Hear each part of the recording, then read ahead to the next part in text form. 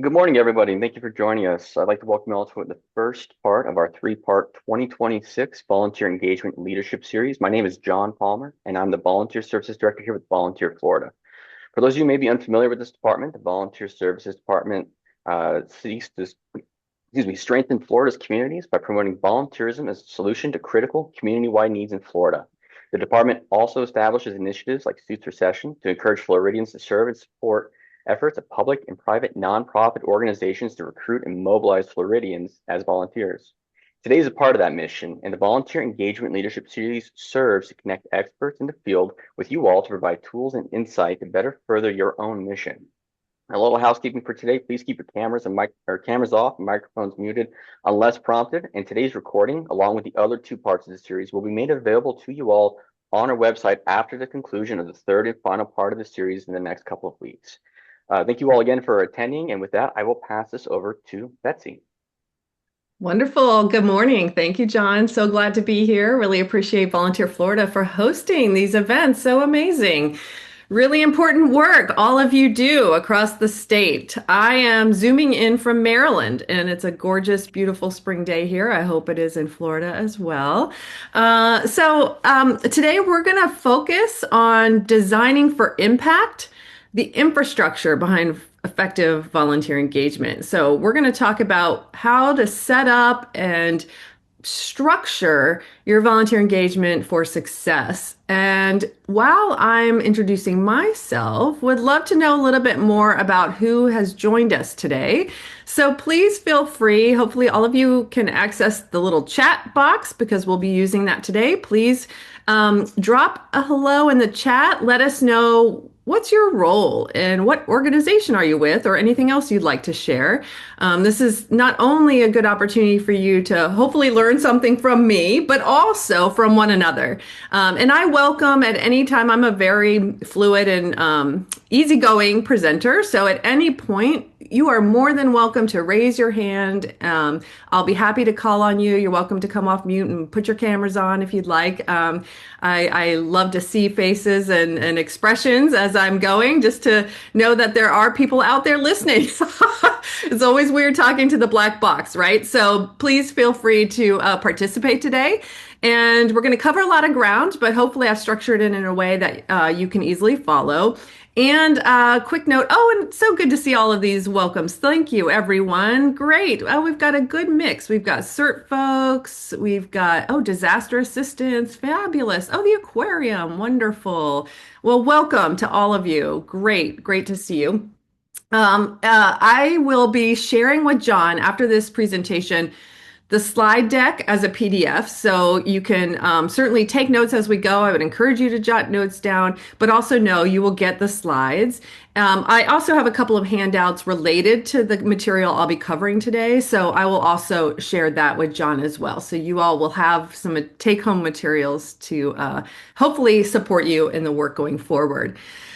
So a little bit about me before we dive right in. As I said, I'm based in Maryland, and I am a certified volunteer administrator. I come from a long history in nonprofit work. I fell into nonprofit work after college at a humane society, at an animal shelter, actually. And that kind of launched me into a career I never anticipated. My background is actually a psychology degree, and I love human beings, so it was kind of natural for me to move into this space. And I spent almost 18 years at the Humane Society of the United States in a variety of roles, including being the vice president over all the work with shelters and rescues nationally for many years. So I learned quite a lot, not only about nonprofit leadership and management, but also about what it means to engage our community as volunteers. The good, the wonderful, and the challenging. I am an active volunteer myself, and that's how I became involved with a local humane society. I started volunteering, and I thought, wow, I really want to focus on this. So I was with the Humane Society for about 18 years, and then I left that 10 years ago to start a company with my business partner called Adisa. And that is a West African word that means one who sees clearly. And we focus on all kinds of mostly the human side of organizations. So we focus a lot on leadership and team development. We do a lot of strategy work. And I have a real passion, as I mentioned, around volunteer engagement strategy. So I do that with all kinds of organizations, not just animal related, but for everything from parks to hospitals to any cause that needs some extra support. So I am thrilled to be with all of you today, and I'm really looking forward to diving in on a meaty discussion. And, since we're talking about infrastructure, I feel like it's first important to really think about and kind of put a stake in the ground about just how powerful volunteer energy really is. I mean, when you think about the different roles volunteers play all across the United States and across Florida, it is pretty incredible, right? It gives me those little warm fuzzies and the goosebumps when I really think about it. Everything from on the screen here, and some of these are past clients of mine, from folks who support people who have been experiencing homelessness and need job coaching and things to get back on their feet, to court-appointed special advocates who are sworn in by judges to help protect children in the foster care system. And even our volunteer firefighters. We have EMS and firefighters who are going into burning buildings and do it on a voluntary basis. So there's really no limit to what volunteers can accomplish. It is quite powerful. And I think so many of our important social services probably wouldn't function nearly as well without them. And at the same time, most of us would probably say, as those of you who are leading organizations or leading volunteer involvement for your organizations, getting to that magic is not always easy. I love the picture of the duck because it's like, when you think about volunteers, oh, it's amazing. People volunteer, they come do their work. It's quite amazing. But underneath, there's a lot of paddling going on. It may look calm on the surface, but there's a lot of work that goes into making that magic really happen. And so I would love to hear from you because you came to this session today probably for a good reason. Maybe you have a few areas you'd like to improve upon, or maybe things are going great and you just want to look at what you can do next. But I would love for you to plug into that chat box. What is a word or a phrase describing how your volunteer engagement feels right now in your own organization? I would love to just kind of see what comes up. Okay, I'm seeing engagement is great, commitment is tough. Okay, right. People are highly engaged, but getting them to stick around, commit to a schedule, perhaps, maybe that's a little bit challenging, Richard. What else? What other things are folks seeing? All right, lots of volunteers. Whoa, you guys are going fast. That's awesome. But need to keep them active all year long. Okay, needing to make sure they have meaningful full roles to play. Oh, new beginnings. I like that, Anna. I'm curious about that. You're lucky, sporadic but passionate. That's good too.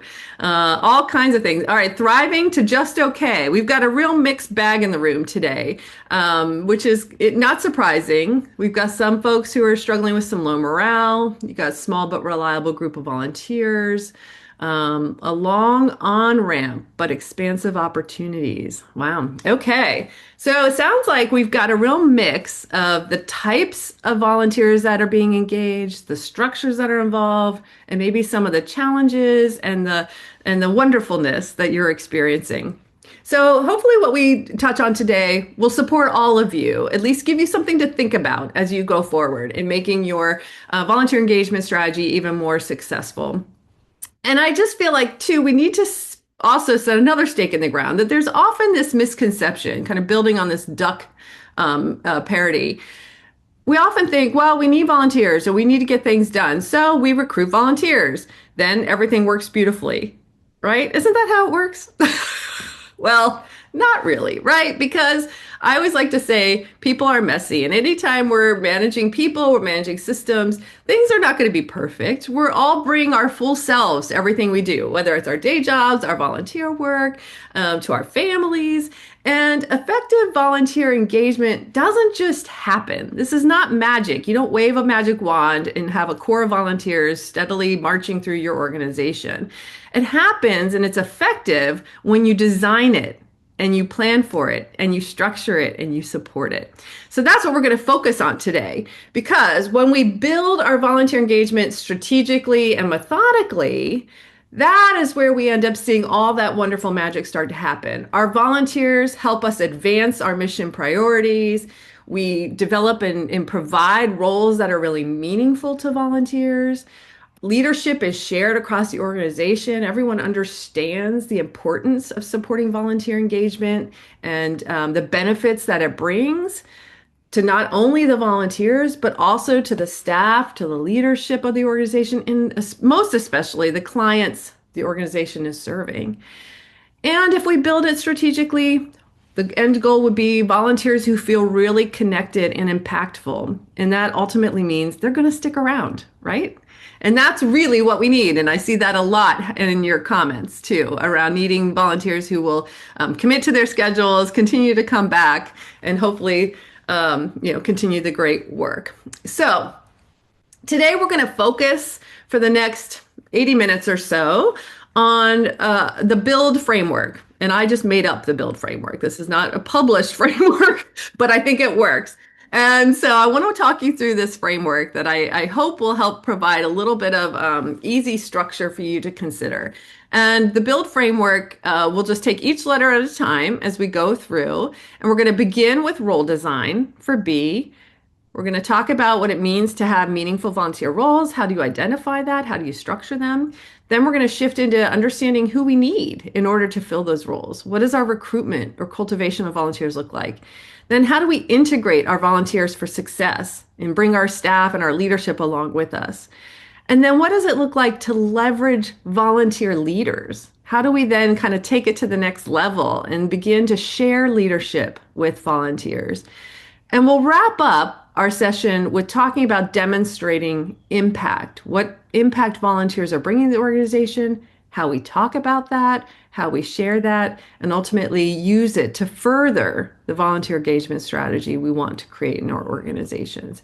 Okay, so I hope you're ready for a fun journey. We're going to make this will be quick and hopefully very engaging for you. And as we go through the framework, I do encourage you to take some notes, have some paper in front of you, and think about as we go through each one, write down build and make a few notes for each of those letters, the 5 sections we're going to cover. Where are you feeling really strong? Where are you like, yes, I'm doing all these things. This is great. I've got this one. And where might you be either stuck or maybe realizing, oh, we're not quite there yet. There's a few things we could do or some infrastructure we might be able to put in place that would ultimately help us to do things more effectively and efficiently. So take a few notes because at the end, I do want you to, you're going to interact with that just a little bit. So make sure you're focused on that. And as I said, as we go through, at any point, I will do my best to keep tabs on our chat box here in case there are questions coming up. And John, I also welcome you if you see things I might be missing. Feel free to ping me here, come off mute and tell me there's something I need to address. There's a lot of you in the room today, so sometimes it's when it's going quick, I might miss something. So thank you. I see you say you got it. And as I said, anytime if you have a question, feel free to raise your hand or if there's something you want to add. I certainly don't claim to be the end all be all to any of this. I have learned tremendously as I've gone along from working with others in this space. And you bring a wealth of knowledge and experience in this room. And I welcome you to challenge me or bring new ideas to the table that others may benefit from. All right, so y'all ready to start? Let's go. Let's start with the B. Begin with role design. And I really want us to think about volunteers beyond simply helpers or slot fillers. Too often we kind of marginalize our volunteers to just being that extra set of hands. But as we just talked about a few moments ago, they are so much more than that if we allow them to be. And it's important to recognize as we think about all that volunteers can bring, how volunteers are evolving and changing in our world today. The lovely image of this couple here on the screen that you see is kind of our quintessential boomer volunteers, our older generation who have been kind of the mainstays and the backbone of much of our volunteer involvement. And they are beginning to age out. They're actually really retiring now, even from their volunteer work. And what we're seeing are the younger folks coming up and beginning to take up more of the volunteer space, which is a great thing, right? We want to engage all levels, experiences, and I know you're going to have a session on generational volunteer involvement, which will be wonderful. Jennifer Bennett's an excellent presenter. You'll get a lot out of that session. But it is important to recognize that younger volunteers are coming up through the ranks. And as a result, they are more transient, their jobs are changing, they're getting more settled, they're starting families. And so it takes a little bit of a different approach in some ways as these demographics change.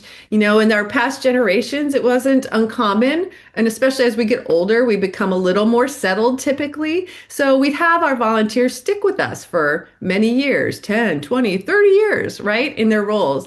But as we see younger folks coming in, life is different. It's a little busier, and especially in this day and age, everyone is busy. There's too many demands on everyone's time. We're in that one-click society where everything's immediate. So it takes a little bit of a different approach, or at least something that we need to be mindful of, that people are going to be a bit more transient, and that's okay. It doesn't mean they can't still be involved in ways that are super meaningful and impactful. But it does mean that things are what people are expecting may be shifting as well. And so today's volunteers, we're finding, are seeking, well, all volunteers tend to seek meaningful impact, let's be clear. But there is really demand for that at this point in time, that people really want to see the fruits of their labor and they want to be able to see how they are supporting whatever the cause is. It's not enough just to be a doer. They want to see the impact. They also, as you're probably experiencing, want or even need quite a bit of flexibility. People are juggling busy lives. They like to do things on their own time. People are used to kind of fitting things in or working remotely, doing all things on their terms. People are also really wanting connection and community, especially coming out of our COVID days, right? We were also isolated, that people really want to be part of the community. But what that looks like may vary, and it means the different things to different people. People also want autonomy in their volunteer work. They want to feel like they're empowered to do an important role or provide important support and do it with some say in how it's accomplished. They prefer kind of the bottom-up structures from the top-down oversight. And they really seek to have alignment with their skills. They kind of want to bring their whole selves. And for a lot of people today, their day jobs and their lives are a little more interspersed. There's a little more fluidity between it, and people want to be able to bring all their skills to the table. So that's a great thing, right? Like all of these things are wonderful. And sometimes it can make it a little tricky for us as organizations to figure out how best to bring those folks in and ensure they're part of helping us meet our mission. Because ultimately, our goal as leaders in our organizations is to meet whatever the mission is of our organization, whether that's serving people experiencing homelessness or supporting children through the foster system or, ensuring animals find their next homes from the animal shelter. And our volunteers are also bringing all of their different motivations we just talked about, wanting flexibility, wanting the autonomy, wanting to have community. And so we have to figure out where that sweet spot is so that we can meet everyone's needs. You won't be able to meet all needs, right? And not everything perhaps that every volunteer wants, but where we have that overlap is our sweet spot between meeting our mission and accomplishing or providing what volunteers are seeking. And so some of that means just being strategic about how we design our volunteer involvement. And we need to consider our volunteers, as I said, not as slot fillers or an extra set of hands, but more as strategic partners because of all that they bring, right? We just talked about how powerful they can be. So we need to treat them as such and recognize that we need to be intentional about how we design their involvement. And so I would encourage you as you're looking at how volunteers are engaged currently, or you're looking at what to do with them in the future, try to avoid simply saying, what could we hand a volunteer to do? Or we're really busy. We just want to offload some things onto a volunteer. It doesn't mean we can't have volunteers doing tasks and doing things that take some things off our plates. But when we regulate volunteers down to simply that extra set of hands, we're missing huge opportunities and we most likely aren't going to be meeting their needs. And then it will send you into the spiral of a lot of volunteer turnover, challenges in recruitment, and all of the above. So I would encourage you to focus on three questions to help you consider role design in your organization to ensure that you're aligning the work your volunteers are doing with the mission of your organization. And the first question is, where do we have the greatest difficulty in delivering effective services or programs? Yeah, where are your gaps? When you think about what your organization does, who you serve, where are you having challenges in serving those folks or that constituency? Two, what are the biggest unmet needs of our clients, our community, et cetera? Are there gaps in things that you're providing where volunteers might be able to provide the additional support or a new program or a new outreach that would help be more holistic in the organization's approach? Where would we like to expand our programs? What new populations might we want to reach? What does it look like as we grow and shift or maybe have to adjust based on today's craziness, right? Like what do we need to maybe do or change and how can volunteers help us get there? And also maybe encouraging our teammates to dream a little, whether it's current staff, your leadership, or even volunteers themselves. What have we always wanted to do but never have enough time? What do our clients or community need that isn't in current job descriptions or volunteer position descriptions? What are we doing now or that we would love to do more of, or maybe in a different way? So those questions are, while rather simple, they're important, right? Because if we shift and we think about our volunteers in this way as strategic partners, inevitably we will start to design work that meets what those volunteers are seeking. People want to have that meaning. They want to be able to do something important and have some autonomy in how they do it. So by thinking strategically, you can begin to align volunteer roles that help meet the mission.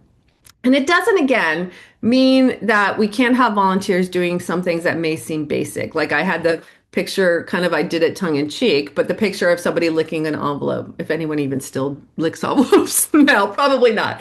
But, if we're going to ask volunteers to do some basic tasks like envelope stuffing or data entry and things like that, those can be super helpful and powerful, but we have to be able to articulate and design that role so that the volunteer understands the impact that they're making, that the envelopes they're stuffing are for a really important fundraising ask that will fund a new facility that will support people, or that the data entry they're doing is to ensure the records are up to date so that the animals in the care can receive the proper medical treatment and be placed with the proper family. So, right, like we need to connect the dots and help volunteers see the role that they're playing and the impact it has on the organization, because that's where we begin to feel the impacts and volunteers will stick around.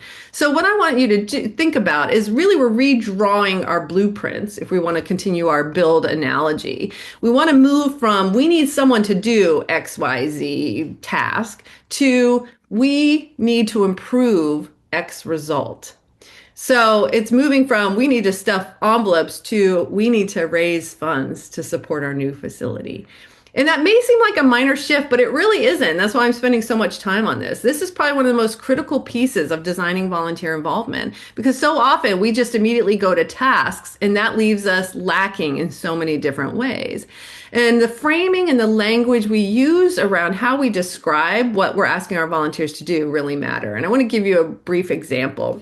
I had the great pleasure last year of working with a number of organizations in Maricopa County in Phoenix, Arizona.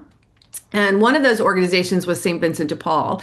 And they provide a lot of, they're huge. They have multi sites across their county, and they provide all kinds of services to people who may be struggling with housing issues or job and employment issues, to providing meals, to having a thrift store that, sells goods. So they do a lot of different work to support people in need in their community. And as we were looking at their volunteer engagement strategy, they ended up last year making a very big shift in our work together. They were very transactional. It was very much like a sign up, come serve a meal, sign up, come clean the thrift store, sign up, do this. And their position descriptions reflected that. It was very task oriented. And on the left, we're not going to go into great detail in this. I'm just sharing it as an example. On the left is what their a position description, I've kind of summarized it here, looked like.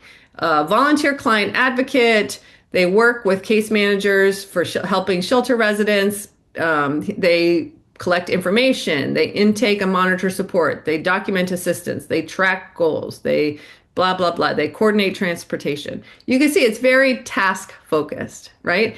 And as we start working together, and they started really having a tremendous number of aha moments, thinking about, well, to what end? Why are we asking volunteers to do this? And why are volunteers only coming once and not coming back? How do we sustain their involvement? And they started really shifting more to recognizing they needed to be communicating the impact, and from everything to how they're recruiting to their volunteer roles. And they started making some shifts. And again, I'm summarizing, so this doesn't give you the full flavor, but hopefully it's enough to give you some sparks of ideas, that they started reframing it and instead even renamed it, because volunteer doesn't really tell you much. That's more of the pay grade, right? Volunteer means they're not receiving a paycheck in the traditional sense. So they changed the role to client champion instead of advocate. And they started talking in more outcome or impact type language. Be a trusted listener, encourage momentum, support healthy community, connect the people to resources, support their transition to permanent housing. And it really started making a big difference for them. So I hope that's helpful. And I would love for each of you to take a moment to look at your own positions in your organization. One, do you have positions identified for volunteers? If not, now's a great time to start crafting them. And I do have a handout, a template to help you do that, which I'll provide to John for you. But really take a little bit of time to outline all your volunteer roles in writing, because not only will that help you in ensuring you're designing roles that are meaningful for volunteers, but it will also help you to prepare. Because as you lay this out, it'll start to say, oh, well, if volunteers in this role need XYZ or this type of training or this type of access to information, we can plan accordingly, ensure we're setting our volunteers up for success and not just hoping on a wing and a prayer that it's going to work and the volunteers will stick around. Because again, it's all about building the infrastructure and having those tools in place to support the volunteers' efforts. All right. Because when our volunteer roles are meaningful and clear, our accountability strengthens with volunteers. It gives you something to hold on to and for them to hold on to. And guess what? It can also help you when there may be a challenge down the road. I'm sure none of you have ever had a volunteer that accidentally overstepped or did something that wasn't quite right or aligned with how the organization operates, right? And those conversations can always be tricky and difficult to navigate. But when you have clear role descriptions and well-trained volunteers, it gives you something concrete to lean on and to bring back to the table to help ensure everybody's moving in the same direction. It helps us with our recruitment, which we're going to talk about next. Helps our volunteers thrive and stick around, and encourages impact, right? It helps to show the impact that our volunteers make. And I'm seeing a note in the chat, and thank you, Judith. Simple and significant. Awesome. I'm so glad it's resonating for you. Yvonne, yes, the presentation slides will be available. So I will be providing a PDF of this along with a couple of handouts for you. So hopefully that will help. Okay. So as we wrap up this piece on role design, I just want you to take just a moment and think of a volunteer role in your organization. Do you have one in your mind? And it doesn't have to be one that's already on paper, but just think about, what is a role a volunteer is currently playing? Is it defined, do you think, by tasks like do X, Y, Z, or by an outcome? We need to accomplish this. That simple shift is pretty powerful. So, if you started to make a shift in how you talk about the volunteer roles to be more outcome driven versus task driven, I think you will start to see a shift in how your volunteers show up for you and the impact that they make. Before we move into the next piece, I'll just leave it here.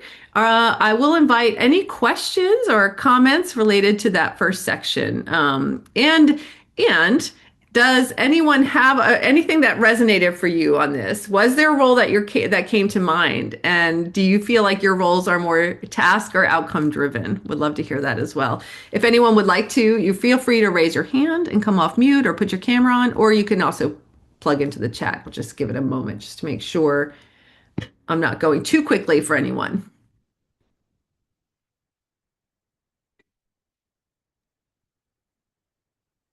Well, you said that we should, I can't figure out how to raise my hand, but you said we should That's just okay, Richard. unmute it. Yeah, you're good. When I interview a volunteer, one of the things that I simply do is just ask them, what are you looking to get out of this? Yes. What do you want to achieve? Why are you volunteering? And then what I do is find a task that matches their requirements and finds one that satisfies what they are looking to get out of volunteering. Absolutely. You're right. It's about, it's kind of like, I think of it as matchmaking, and we're going to talk about that next, really. Yeah. So it's like but even before you bring those volunteers in, it's being clear on what you need too, as an organization, and then inviting folks in. But you're absolutely right to take the approach of what motivates them. What are they interested in? Because if you just assign them to some other role that's not motivating to them, they're not receiving a paycheck. They're going to move on, right? So it's critical that you match someone to their skills. And I think to your point too, Richard, that I'm looking for, you may, oh, go ahead. I'm sorry. I did not mean to Oh, you're unmuted. Okay, we'll mute you again. No problem. But that if sometimes people bring maybe some magic skills with them, that if you don't ask the question Richard just suggested about what motivates you and what do you like to do, you may miss a really great opportunity to engage volunteers in new ways or with something that you didn't even realize was a need for your organization. So keeping that open mind is critical too. So thank you for that. Okay, so let's move into understanding then who you need. We've identified what roles we need people to play, what we need to have accomplished. Then what does it look like to bring the volunteers in to do that? And so often I see organizations who just put out broad, kind of general calls for volunteers. We need volunteers, come help X, Y, Z. And I call this kind of the warm body recruitment, meaning any warm body will do. And I don't think that's the most effective. Certainly, there are occasions where any warm body may do, something simple of, stuffing bags or doing something that is a very quick in and out, doesn't require a lot of training, doesn't require a lot of skill. But that's really more for like a one-time or a quick one-off type of situation. If we want to have our volunteers with us for a longer term and have them play a role and have them continue to come back, then we need to recruit them for a role, not just as helpers. We want to go from simply a volunteer to what is it you're asking them to do? Are they a mentor? Are they a champion? Are they whatever, a transportation provider? Let's focus on each individual role and who might be right for that role, because not every person is going to be right for every volunteer role. We all bring unique skill sets, different things to the table, right? So it only makes sense for us to match. You would never put out a call that you need to hire staff, right? Have you ever done that and just said, we're hiring staff? What does that even mean? No, you put out, you're hiring a driver, you're hiring a kitchen manager, whatever it is, right? You recruit for roles. And the same is true for volunteers. So with that, in order to help make the right match, I encourage you to start with thinking about any particular volunteer role you may need to recruit for. And imagine, what are the characteristics of the ideal volunteer for that role? Because again, for a driver, it may be different than a dog walker, right? People bring different skills. And who are you serving?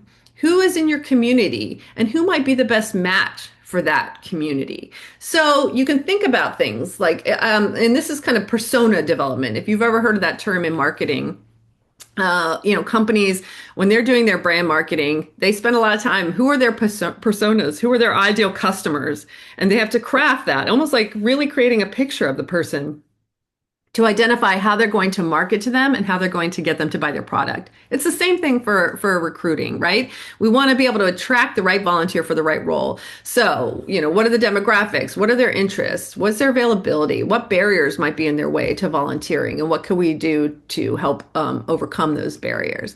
And then think about, when you have a really clear idea in your mind of who would be great for that role, then think about, where might we find them? Where do people with those skills go? Where do they get their information?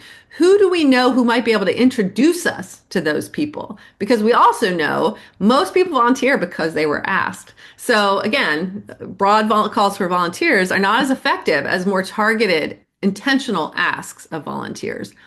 And I just love this perfect example of this. This goes back a little ways. This was 2021. This was during the height of the pandemic. I happened to just see this on my CNN app, but I thought, this is perfect volunteer recruitment. You may recall, in the early days of the pandemic, once the vaccine became available, organizations or health clinics were doing the drive-through vaccines, right? You get in the queue for the vaccine, you roll down your window, you get your vaccine in your arm, and you move along. Well, when the vaccines first came out, in many places, they were overwhelmed with people who wanted them, and they were having big traffic jam problems. And this ended up being a CNN article that this organization thought, again, perfect targeted marketing, thought, okay, who do we know who is really good at managing traffic or drive-through lines? And I don't know about you, but we have a Chick-fil-A in my community, and they have like double drive-throughs and staff working it, and it is amazing. It's like the busiest drive-through I've ever seen. And so this organization reached out to Chick-fil-A to manage their vaccine drive-through. And I thought, that's beautiful. It's perfect matching of the skill set needed with the role to be performed, right? So that's the kind of targeting I'm talking about. It worked amazingly, and it even got a notice in CNN. So just take that for what it's worth, because I thought that was a great idea. And I want to give another little richer idea here too, around what we mean when we're talking about targeting recruitment. And for the last 4 or 5 years, I've had the great honor of doing a lot of work with organizations that are called CASAs, Court Appointed Special Advocates. I don't know if we have any CASAs here today. If so, put a shout out in the chat.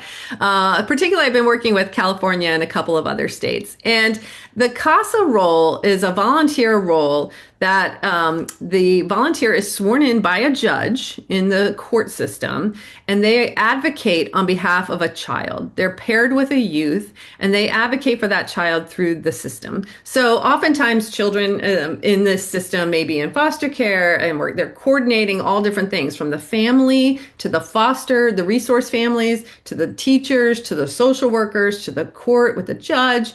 And, it can be challenging for a child, and they may not always, all the dots may not get connected. And so CASA volunteers are highly trained, sworn in advocates who are the consistent presence for that child or youth. And unfortunately, at least in California, many of the children who need advocates are of diverse backgrounds: Spanish speaking, African American, immigrant communities. And the CASA programs in the state were really struggling to recruit both men, because they wanted more men, and diversity, in terms of race, language, and so on. And, they were hearing, this was actually a quote from Texas, an actual quote from a child saying, "I don't want another white lady to come visit me at school every week because my friends know something is wrong at home. I want someone who looks like me." And that's really critically important, right? For children who may be experiencing some upset in their family unit and who need the extra support, having someone they can relate to is critical. And so what they wanted to do was to recruit more men, because often the volunteers who were making up the base of the organization looked like me. White middle-aged ladies And they needed to diversify because the children wanted someone who was more like them or came from their communities or their background. And so they went on a recruitment effort of really targeting their recruitment marketing. And they formed a Men of Casa group. They took the few men they already had and brought them in as speakers. And they specifically invited other men personally invited who might be interested in becoming a CASA to a special event, evening event. And you can see the photo here. This was in Orange County, California. And they held it at this cool garage that had cars and things that, I mean, it's a little bit stereotypical, but the guys might like, right? And they use that as a recruitment tool versus going out and continuing to just put ads out, put notices out. They actually went and invited some men in, just come and learn a little bit. You can look at some cool cars and learn about what CASA does. And it was effective. They started to recruit more men, and the men in the program, they asked them, what would help you to recruit more men? And the men said, we want shirts. And they specifically designed this shirt. On the back, it says, ask me about how you can change a child's story. And on the sleeve, it says Men of Casa. Because they wanted to be able to wear it to their kids' soccer games, when they're going to do the groceries, when they're going to the gym, and encourage other men to connect with them about the Casa role. Additionally, in Charleston, South Carolina, their Men of Casa group created what they call CASA quarterbacks. Male advocates, they host what they call tailgate parties every quarter. It's all football themed for anybody here who's a football maniac. They each carry a football with the names of the children that they have advocated for as like a badge of honor. And it's also actually quite competitive, apparently. Like, how many kids have you advocated for, right? And their message is don't drop the ball, which I thought was so beautiful. Like they have built themselves a culture of, we're going to care for these kids. We're not going to drop the ball. And so I share this just as a example of the power of targeting the marketing, understanding who you need for the role you need, the characteristics, and then inviting it in and helping to them, empowering them to build a really, robust program and support. Because up front, it may take a little more effort to do that kind of designed recruitment and marketing, but it pays off. I mean, look at the CASA quarterbacks. Those guys are not going anywhere. This is part of their lives now, and it's a really important and meaningful part of their lives. Oh, and I see there's some folks here from CASA, so that's fabulous. Wonderful. And so the other piece of recruiting I wanted to mention, not only identifying who you need, where you'll find them, and then inviting them in, but also understanding what does your website even say about volunteering. And I say this because when it comes to recruitment, this is one of the number one things I've noticed over and over again when I visit organization sites, are the roles you need filled clear on your website? Like, if a Man of Casa came to a Casa site, is it clear that they need men and why they need men and what it looks like? What does it look like for you? Have you even looked at your website lately? I am shocked how many websites I go to for nonprofits and organizations who are seeking volunteers, and I can't quite figure out how to volunteer, or at least it may say volunteer and connect, but it's not clear what I would be doing, and then I don't get a quick response and all of that. So I encourage you to secret shop your website, because nothing will undermine your recruitment faster than if your website is not current, easy to navigate, and if the first step in volunteering is not super clear. Make sure it is. Otherwise, you're quickly losing people before you even have the opportunity to engage them. And last thing when it comes to recruiting is being ready. When someone says yes, when any of those men for CASA raise their hand, guess what? That organization better be ready to get them involved, because people, as I said early in this conversation, are in an immediate one button click kind of society. They need to hear from you very quickly, or we will risk losing them. It doesn't mean you have to be ready tomorrow to bring them in for their training and all of the above, but you need to be communicating quickly. Set up auto respondents saying, their inquiry was received, and let them know when you're getting back to them, things like that. Making sure that we're not overcomplicating our processes, we're streamlining, still doing the appropriate level of matchmaking, but make it as easy as possible for someone to get their first steps engaged in terms of their volunteer work with you. And that might mean something easy to sign up. Don't force them into a, 30-page application right before they've expressed interest. Automate your responses or your next steps whenever possible. Ensure your trainings are ready to go or have options for in-person or virtual, and those kinds of things. Because again, people are super busy and they will move on if we're not ready to engage them. And lastly, I did say lastly a minute ago, but I forgot I had this one last section around recruitment. This is a heavy section, so thanks for bearing with me here. I feel like this is so important. And this kind of comes back to what Richard was saying earlier about matchmaking. As folks are expressing interest in working with you, how are you making a match? What does it look like to screen volunteers and to ensure you're placing them in a role that's suited for them and for the organization? And just recognizing not one size fits all. I would really encourage you to base your onboarding and your screening on the role you're asking them to play, right? If they're just coming to help sort goods on the shelf, they may not need a background check, right? If they're going to be supervised by the people, they're not going to be alone with children or vulnerable populations. Maybe a simple application sign up and a quick conversation is all that's needed. But if a volunteer is going to be tutoring, elementary school children, then obviously you may want to do a background check to make sure there's nothing there that would cause harm to the child or put your organizations in a liable situation. So remember that we want to match people for their roles and do the appropriate level of screening that best suits that role.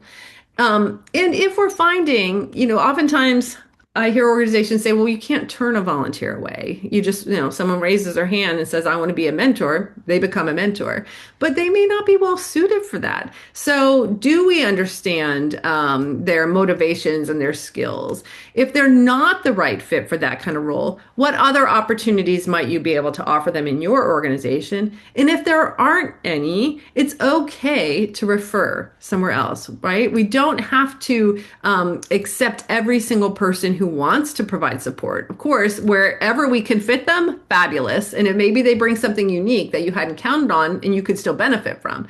But it's also okay to help someone to find the right opportunity that may be outside your organization, because we spend a lot of time training and supporting the volunteers that come to us. If it's not going to be a good fit, you're better off addressing that right away than dealing with all of the challenges and headaches and hurt feelings that could come later. So I just wanted to kind of give you permission to make a good match. Because not only will that support that volunteer, but also it's for the reputation of the volunteer strategy within the organization, right? How many of you have heard staff or others say, oh, volunteers are more headache than they're worth, right? And that's probably a mismatch where we're not aligning our volunteers well. And as a result, it's creating a burden instead of a support. So as we wrap up the recruitment piece on here, I want you to think of a role for which you might need to recruit. Who is the ideal person for it? What are the characteristics they bring? What do they care about? Where might you find them? Or who could introduce you to them?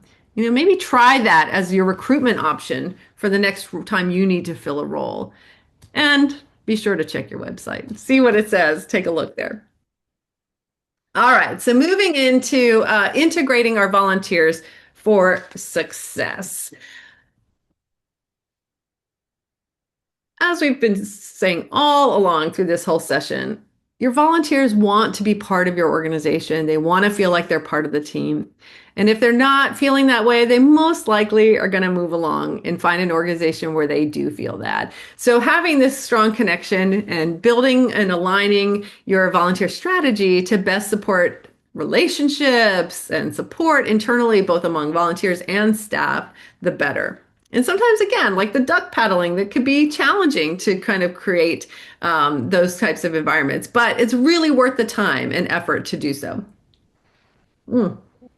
And I see Melissa saying pizza parties and potlucks. Beautiful. I love it. And I was going to talk about things like that too. So you're beating me to it. Yeah. Creating just opportunities for people to break bread, right? Sometimes that really can just kind of help people to have some social time together. In fact, I know of an animal shelter that would that did a movie night. Their facility at night when it was closed to the public, they in the lobby they pulled out a bunch of beanbag chairs and put a I don't know Princess Bride or something fun on, and they even brought in a popcorn machine, one of those old fancy popcorn machines, and just had volunteers, staff, and all the leadership, the board come and just hang out for an evening. And it's amazing how much that can do to just let everyone get to know each other and have a little downtime. So, Melissa, I'm a big fan of that. Okay, so in terms of integration of volunteers, ideally you could focus on just 4 questions for the volunteer themselves. 1, do I understand this organization? Do I know what it does?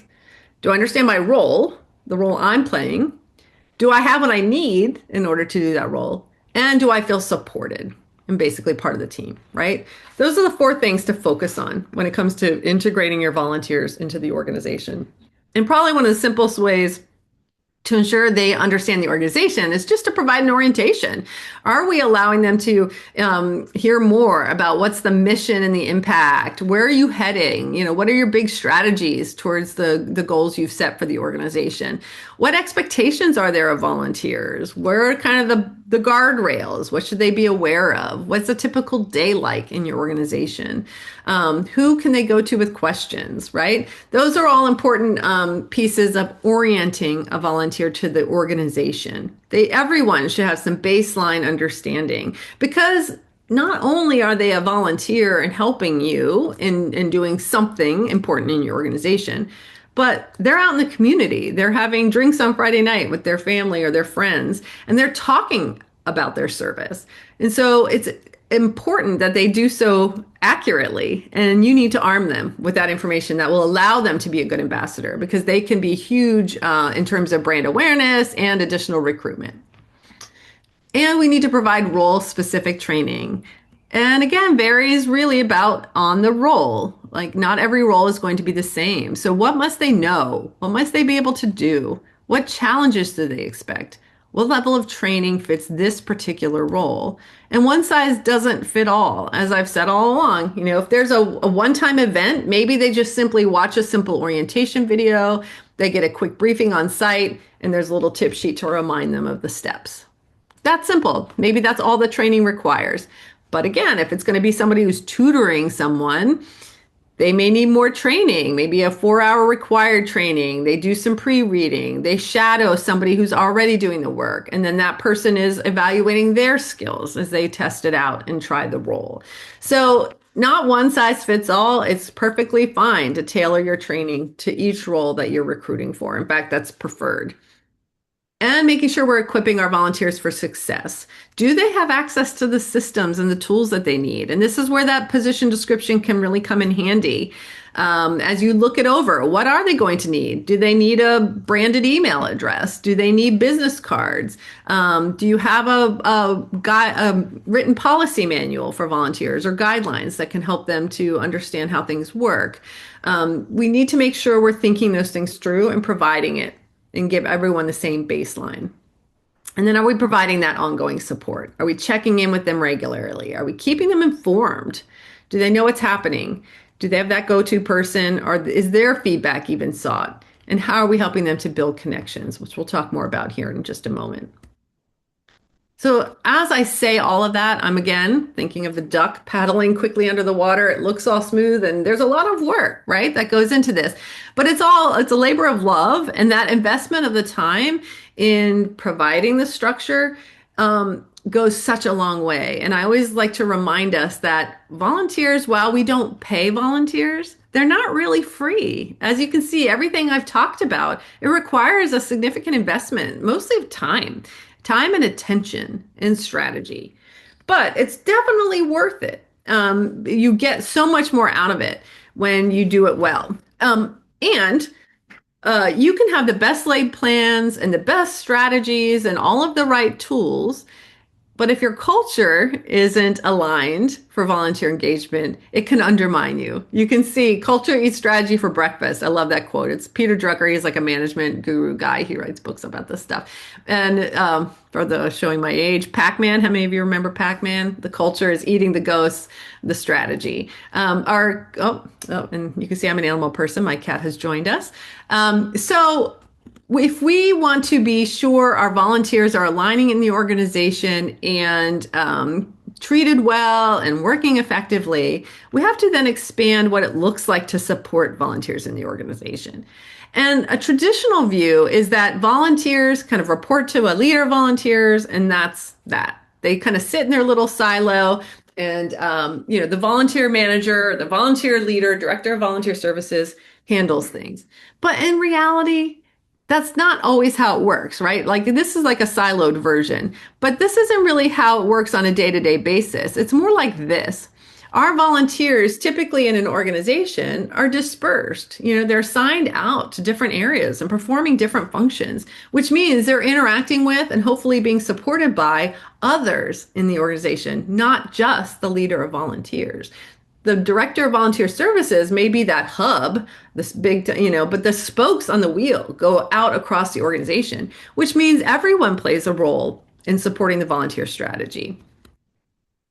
And it takes really a whole organization. This can't just be one individual leading all volunteer efforts. It could be that the structure is provided there and it comes from that direction. But everyone from the leadership and board to our line staff need to be involved in supporting and engaging volunteers and hopefully reaping the benefits from that involvement. So that means setting our staff up for success. If our staff aren't trained in how to work with volunteers, how to support volunteers, they may be uncomfortable, they may not do it very well. So we need to equip them. What was the last time you equipped staff in working with volunteers? You might consider it. It doesn't necessarily have to be long, lengthy, half-day trainings. Could we do a 10-minute update at the next managers meeting, or a quick 30-minute session on how to give feedback to volunteers, or how to give good recognition to volunteers and praise in the moment. Those types of things can go a long way. I've worked with so many organizations where the staff love and appreciate the volunteers and also feel uncertain about how to manage situations, how to provide guidance and feedback. So we need to equip everyone in the organization. And we need to foster meaningful relationships. Like Melissa was talking about, pizza parties and potlucks can go a long way. Social time is good.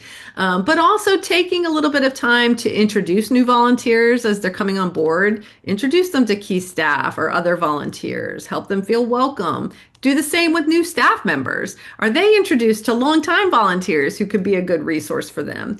Help them connect and problem solve together. I know organizations that have like advisory groups where it's a mix of volunteers and staff that come together to talk about how programs are going, how the efforts are happening, and they work together to make improvements, because volunteers often bring a different perspective or look at things through a different lens, and that can be really beneficial to the organization. So if we can get our staff and volunteers partnering together, it will make everything stronger in the organization. And remembering that everyone needs information about what's happening, our staff even understanding what's happening in the organization. Our volunteers are insiders. Are we giving them some of that insight information, at least as appropriate, right? Do they know what's coming? Do they know some of the challenges the organization's facing? And are they having a role in helping to solve those challenges? And it will go a long way in keeping your volunteers coming back if they actually feel like they're part of it, with the good and the bad, right? And also, especially if you're the leader of volunteers, being a good teammate to your coworkers. Have you provided opportunities for your colleagues to give input on how things are going with volunteers? Have you encouraged them to think about ways volunteers might support their efforts? Share with them the questions I gave in the beginning of this PowerPoint around those mission-focused questions.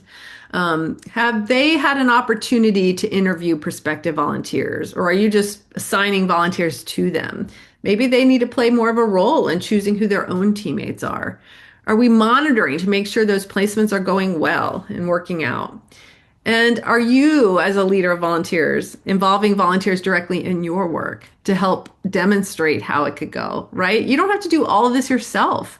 Volunteers can interview other volunteers. Volunteers can train new volunteers. The possibilities are endless when we begin using and or not using, but thinking of our volunteers as our strategic partners. So, to wrap up this section, I just want you to think about maybe the last volunteer who drifted away, or maybe somebody who stopped coming in, or you just noticed that they just started to not be as engaged as before. Can you think about what might have been missing? Did they have clarity around their roles and what was expected? Did they have all the tools they needed to do their role well? Did they feel connected to the organization and the people in it? And did they have support? And think about what might be one small improvement you could make in the next 30 days or so that might help strengthen this area, reduce any friction, help people feel connected, give them additional information and support or training that they might need. So be thinking about that, because that is also very powerful and really important when it comes to our strategy. Now I want to shift into leveraging volunteers as leaders. And as always, as I said, I know we still have about 30 minutes left, and I will allow a little bit of extra time at the end in case you have some questions or things you'd like to add. But in between these sections is a perfect time to also pause and say any comments or thoughts or questions about what I've just shared. Feel free, as always, to raise your hand, come off mute, or put something in the chat. I'm going to take a quick look here before I dive into the next section. Oh, yes, you will get a link to the recording of today's session. We'll also give you the slides. So just I like that. A great volunteer position as a party planner for volunteers. Fun. Okay. All right, so let's talk about what it looks like to think of our volunteers not just as role performers, right, but also as potential leaders. They can really grow into all different kinds of leadership opportunities. And leadership means a lot of different things. It doesn't always have to mean, supervising or supporting others, becoming a team lead, for example. Maybe it just means they're taking on a more advanced role, or maybe they're stepping into something that's new or different. And I'll just share one of my own experiences when I was first entering the volunteer world out of college. I was volunteering at the local animal shelter, as I mentioned. I'd been there for just a few months, and we didn't really have a lot of structure back then, which is partly why I do this now, because I was really, as a volunteer who was eager, it was a challenge for me to make the impact I had hoped to make in the organization I was with. But I built some trust with the team there. And after I'd been there for a little while, they asked me if I would handle doing the pet of the week on the local TV station when they were off for the Thanksgiving holiday. They were still, of course, doing the animal care in the shelter, but the staff had long needed a break and really wanted to spend Thanksgiving with their families, and asked if I would be willing to do the pet of the week. And as a leadership opportunity, guess how that made me feel? I mean, I'd been in there cleaning kennels and talking to adopters and just kind of helping out wherever I could. But to recognize, wow, I'm being asked to go on TV and represent this organization. I mean, first, it scared the bejesus out of me. I was very nervous, but what a great opportunity and what a great sign of trust, right? And so that's what I mean by leadership. That was a great leadership opportunity for me, and it really helped me, even in my personal career, to have that kind of trust and opportunity to step into something new and something that felt, for me, a little more advanced. So thinking about it for your own organization, in what ways might volunteers step into some leadership for you? When we can support volunteers in that way and treat them as strategic partners, build their leadership capabilities, we then begin to expand our reach, we expand our potential for impact, and we expand our capacity as organizations. And I like to think of, as you see the picture with the ripple in the pond, we begin to allow ourselves that opportunity for growth. So what does that look like, and what are the opportunities that may be available? And just to give a quick example, I mentioned early on the Bowery Mission. They're in New York City. They're a wonderful, long-time organization in the city that supports people experiencing homelessness or housing insecurity. And I was working with them on an assessment and their strategy a few years ago. And one of the opportunities we identified together for leadership was their front desk ambassadors. They have these amazing volunteers. This is one of them back then. This is a few years ago. But she loved doing the front desk, loved picking up the phone, being there for people who were in need. And the front desk played a pretty important role in the organization in terms of, being that front line of information, connection, and support. And as we did our assessment and we were talking with volunteers, it was a huge missed opportunity for leadership. That because the front desk was so important, there was a lot going on there. They needed more volunteers to help man the front desk. And so we identified an opportunity for some of those key leaders, like this young lady here, to step into more of a leadership role and begin to develop the materials. The organization didn't have to do it. The volunteers who've been doing the work did it. They developed their guidelines and a guide for how to run the front desk. They put together additional opportunities when the desk was quiet to assemble the kits that people need with them toiletries and things, and that the volunteers could take that on themselves. They didn't need the organization to plan it and do it. They just started putting it together based on everything they knew, and they worked with and ran it by the leader of volunteer services to ensure everything was aligning. And it was just such a great opportunity for volunteers to step into leadership and expand the organization's capacity. So I just give you that as a little bit of an example of some of the ways you can expand your own organization's leadership. And there's 3 simple steps to that. One is spot potential. Looking for volunteers who are ready to solve problems, who take initiative, who others tend to rely on. Those people are your superstars, and you can have some conversations with them and have them really help you to do more in the organization.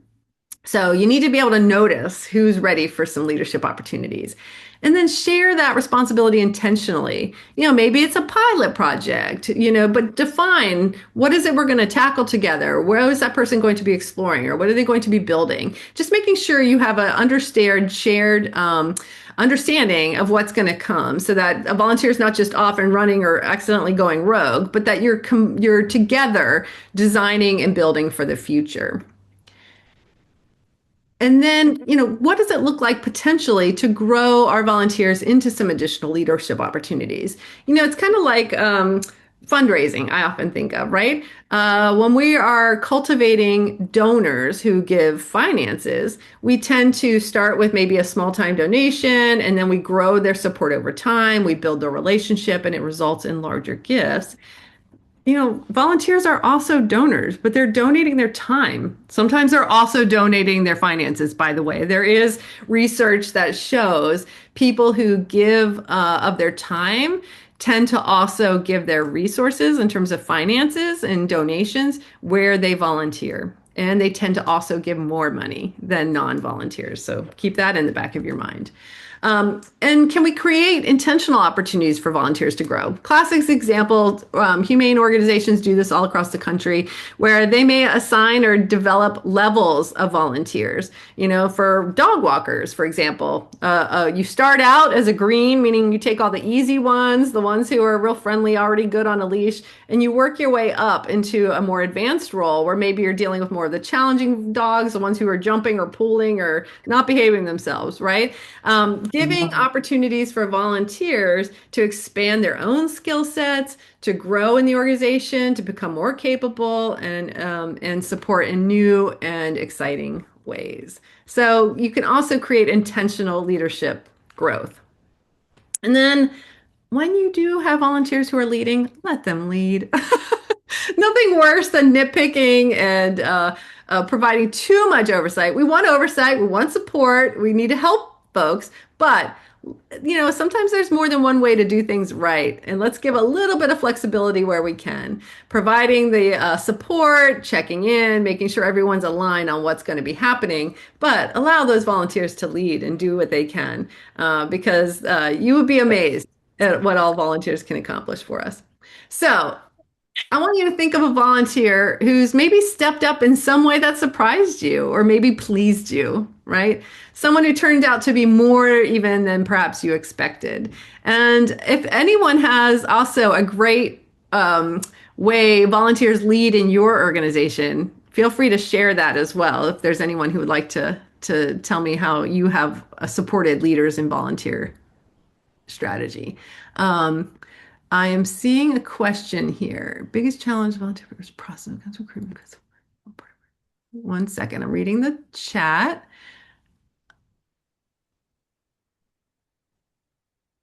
Oh, okay. I see. Richard's asking a question about uh, how to handle the biggest challenge he's having with volunteer recruitment is because of the law, onboarding processes can be overwhelming and discouraging people when they find out how many steps they have to complete to become a volunteer.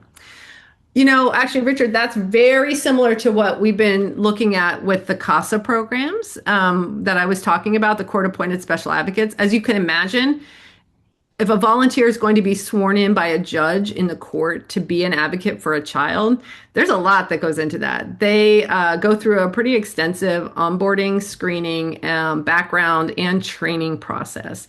And it is more challenging than, say, somebody who just can show up and help at a thrift store, right? It's a very different role. So part of it is this is where the recruitment targeting, I think, also becomes critical, is thinking about who does have the bandwidth, capacity, and willingness to take on a bigger role, and inviting them in. But also, I would encourage, and it sounds like you're doing this to a degree that you're able, of breaking down that process and bringing people through in a way that is approachable for them.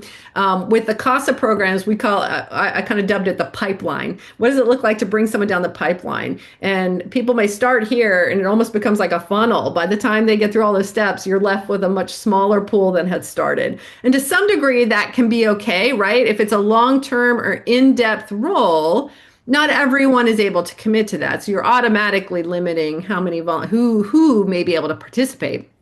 But within that, there's often a lot we can do to bring people along, keep them moving with us. Like, I would encourage you to really scrutinize your processes and try to streamline. Like when they're filling out something online, can they go ahead and check or kind of electronically sign any disclosures or forms they need to sign? Are we communicating the minute something is submitted? Are they getting a confirmation and then their next step? What does it look like to bring them through with us? And are all of the steps, this is worth also examining, are they all truly needed? And maybe they are. But sometimes, for example, we found in working with CASAs, some of the questions that were being asked on the application or in the interview weren't actually being utilized and were not all that helpful. It just sort of over time, because they were worried or something may have happened, they started adding more and more to the process to try to prevent something down the road, that it really started bogging it down. And sometimes when you can step back and say, okay, what are we really trying to accomplish here? And what are the key boxes someone needs to check for safety or liability or match? And we can let some of the other things go and do the right information at the right time.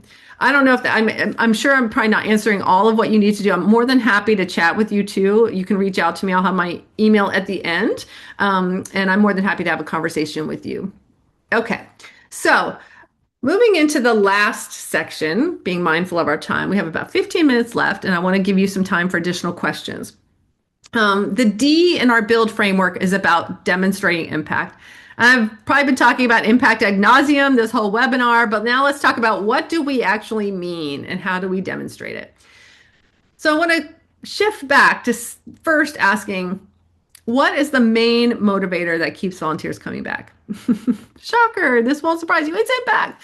It's understanding the impact of their service. Over and over again on surveys, volunteers want to see the difference they make. As you can see, this was from Volunteer Match, and I think this was from Sterling Volunteers too. 81% of volunteers say the main thing that keeps them returning is seeing the difference they're making, basically, more so than building relationships or gaining more experiences. Being able to see they make a difference is really what's driving them. So that then leads me to say or ask, okay, if volunteers are motivated by seeing the impact, then if I were to ask you about your organization's volunteer impact, what would you tell me? How would you describe their impact? Here's what most organizations do. We had 200 volunteers this year and they gave 8,000 hours of service. Okay, that's interesting, but what does that actually tell me? It tells me, well, you had 200 volunteers and they gave 8,000 hours of service, but I don't know what actually was accomplished during that time. I don't know how things changed. Sit. Oops, see, we got somebody. I'm John will grab that. Somebody's off mute. It sounds like they're telling their dog to sit. Very apropos for me, being from the humane world. Okay, so our number of volunteers and the hours that they give doesn't necessarily equate to actually impact in the volunteer space. So it only communicates quantity.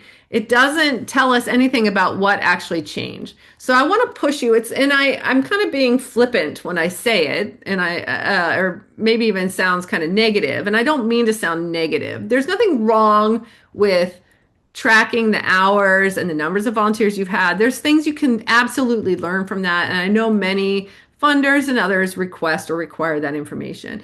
But I would encourage you to do that and push yourself a little further.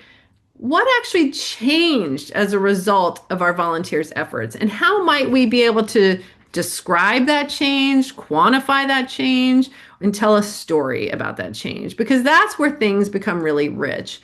And so I want you to think about, again, moving from activity to impact, right? If we want to move from tasks to outcomes, what does that mean? And I'll just give you a little exercise, and you could do this with your own program.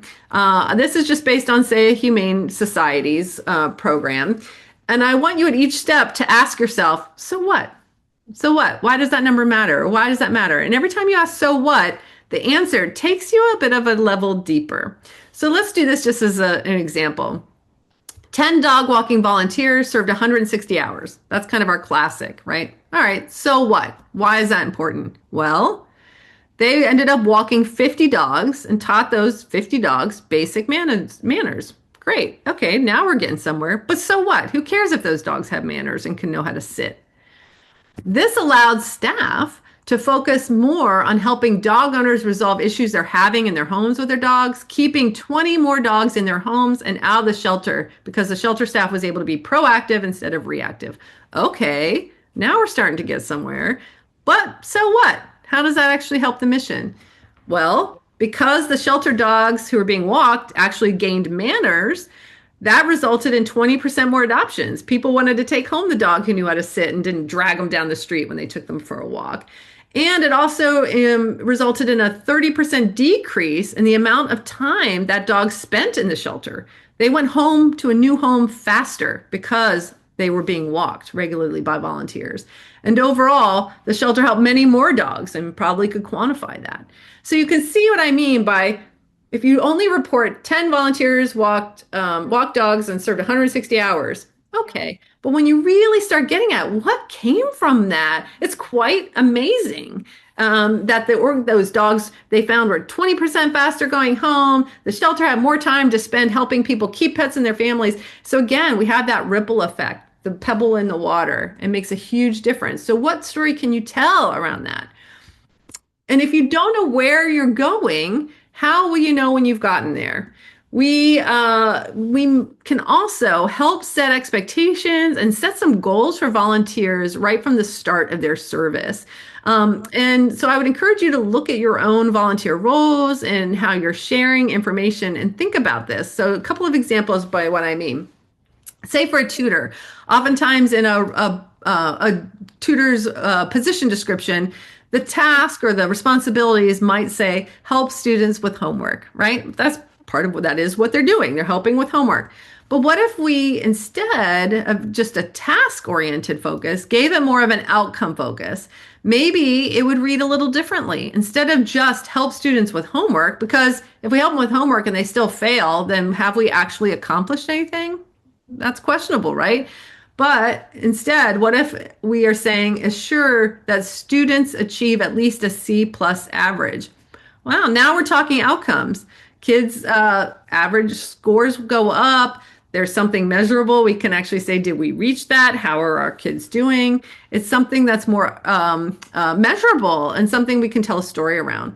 Again, going back to my dog walking examples, the task, walk dogs, but an outcome might be ensure every dog gets 2 walks a day and learns to sit and not pull on the leash because of all the wonderful outcomes we mentioned before.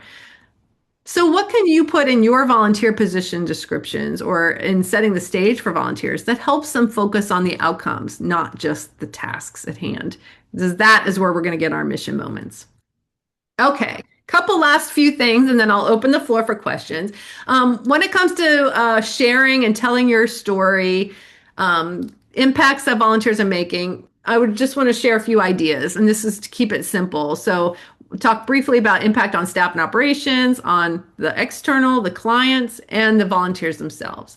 So, some impacts you could consider when you're looking at internally, is what did our volunteers free up staff to do? What do we experiment with because volunteers were there to test it? How many FTEs do our volunteers represent, full-time equivalents, if we had them as staff? Which assignments are most popular? Where are we having turnover? Where in the organization are volunteers not being incorporated or involved? And why is that? Maybe there are opportunities there. When it comes to impacts on the organization itself or the clients we serve, what were we able to do more of because we had volunteers? What have the clients said about working with volunteers? What projects have been completed? Do we have the results? How many pounds of trash were picked up in a park? How many students were tutored and what were their grades? What special services were delivered that could not have happened otherwise? And lastly, the impact on volunteers themselves. What stories can you tell there? How are our volunteers benefiting from their service? What did they say about volunteering with you? Will there be changes that could have an impact on volunteers in the future? What does that look like? What should the next year's goals be for our volunteer engagement? Those can all be great opportunities for you to tell a bigger story, not just the numbers of heads and the hours they give, but the richer conversations. And for those of you who are my volunteer leaders in the room, don't wait to be asked because you may never be asked. We need to be proactive. We need to take the bull by the horns, so to speak. Many organizations don't know what questions to ask. Your executive director or CEO may have no idea that there's such a richer story to tell beyond how many volunteers you have. So take the time, tell your own story, because when you start sharing that internally, it can have a big impact on the whole organization.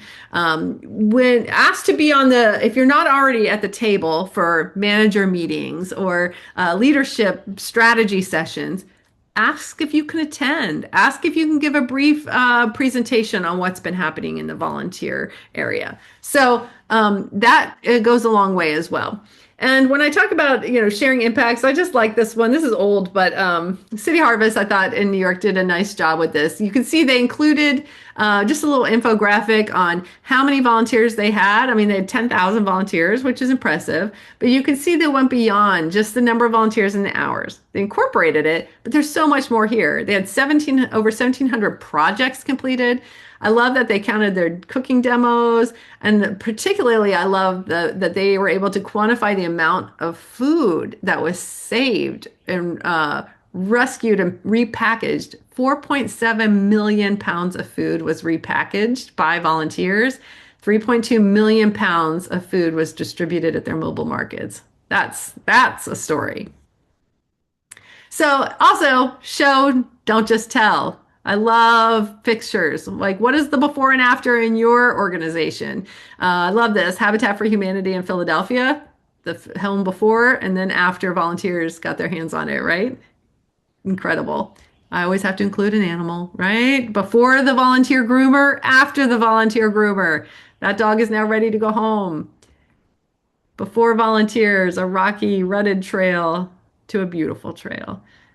We have so many rich stories, and volunteers make it possible. So lean in, tell those stories, because that is where you'll gain more and more support for what you're trying to accomplish. And it will also help keep your volunteers coming back. They will see their impact, they'll feel valued, and they'll return.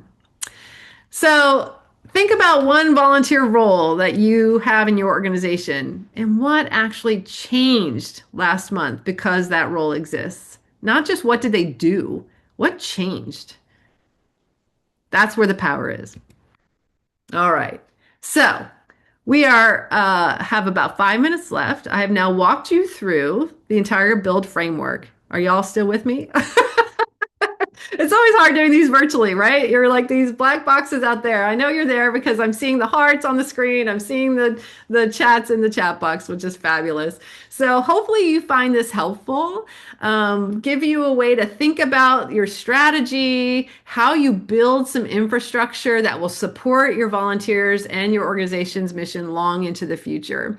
And as we are wrapping up, and I'm happy to open the floor for questions if you want to, or comments if you'd like to throw some things in the chat or raise your hands.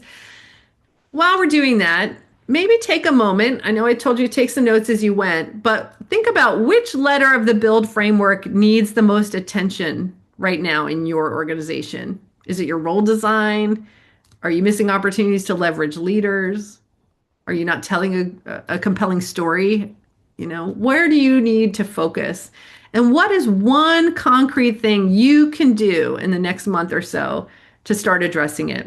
You know, it doesn't have to be everything at once. You can chip away at this. Just take one thing today that you're going to go and change. So I hope you write it down, keep it on your desk, and you can do it. So here's my information. I welcome you to reach out anytime. It's just Betsy@adisagroup.com. And I welcome you to connect with me whenever you need some support, or if I can bounce something off for you, I'm more than happy to do that. So I can also put my email address in the chat, and I know John will share this out afterwards. And lastly, and then I will take your questions, is quick reminder. Actually, John, I'll let you come on real quick to talk about your leadership series, and then we'll answer any questions while you do that. Awesome. I'll go ahead and just knock that out really quick. So first off, Betsy, thank you so much for your time and for this wonderful presentation. Looking forward, everybody, we have 2 more presentations in this series. Next Tuesday, May 12th, from 10 a.m. to 11:30 a.m. Eastern, we'll be engaging voluntold. And then the following week, on the 19th at 11 a.m. Eastern, we will have cross-generational volunteer engagement and retention. I'll go ahead and hand it back to Betsy for questions, and then we'll go ahead and wrap this up. Fabulous. Thanks, John. Yeah, and I know both of those presenters, and they're wonderful. So I think you will really enjoy working with them in their sessions as well. So thank you for that. All right, so I'm looking to see if there are any questions here. Okay, great. I'm seeing lots of comments. Fabulous. I'm so glad this was helpful. That's great. Let me scroll back. I don't see any. If I'm missing a question and you have one, please just come off mute or raise your hand because I may be missing some things. You guys have been very active in the chat. I don't think John, did you see any questions that I missed? I didn't see any. I didn't. I just typed something in the chat for you all as well. I know this came up a couple times. I saw. As a reminder, all presentations will be made available on the Volunteer Florida website after the 3rd and final presentation, along with all the materials from our speakers, including the presentation notes. Wonderful. Well, I think you all have it because I don't see any additional questions or comments. So I'm excited for all of you. Thank you for everything you do every day. Really, I can only imagine the number of volunteers and the impacts they're making that this group here represents. So thank you for everything you do, and it's been such a pleasure being with you.